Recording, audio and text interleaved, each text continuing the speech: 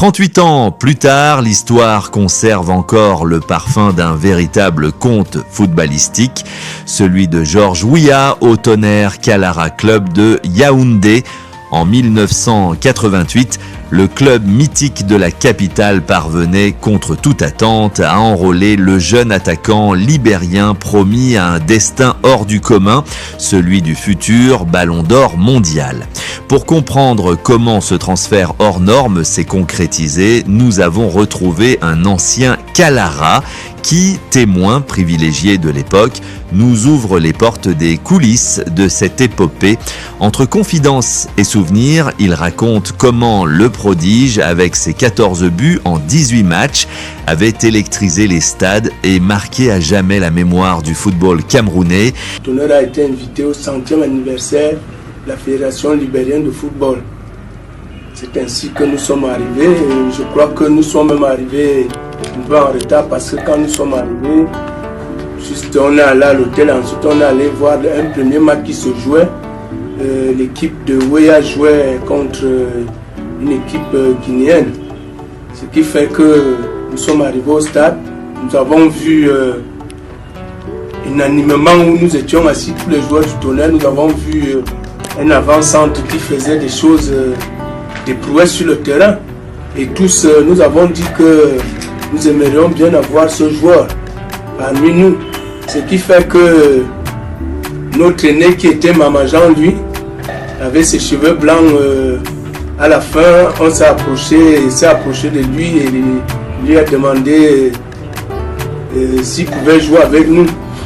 Et nous avions pour chef de délégation M. Boré Dominique, à qui nous avons fait part que nous voulions ce joueur-là, parce que comme nous devions jouer la Coupe d'Afrique des clubs champions, devenue Ligue des champions, et c'est là où nous tous nous avons déposé notre dévolu sur lui, et c'est ainsi que, avec le temps, pendant tout le tournoi, nous lui parlions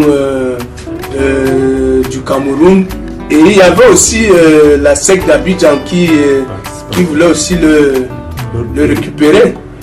Mais à notre grande surprise, il était intéressé par le Cameroun en disant qu'il aimerait jouer dans le pays de Roger Milla. Et nous lui avons fait comprendre que le Tonnerre qui te sollicite actuellement est l'ancienne équipe de Roger Milla. Et avant que Roger Milla ne parte en Europe, c'est dans le Tonnerre qu'il a fait ses dernières classes. Et vraiment, il a été très enthousiasmé et c'est là où il a donné son accord de principe à partir du moment où notre responsable, le chef de délégation, M. Bodé, a pris contact avec les dirigeants de son club.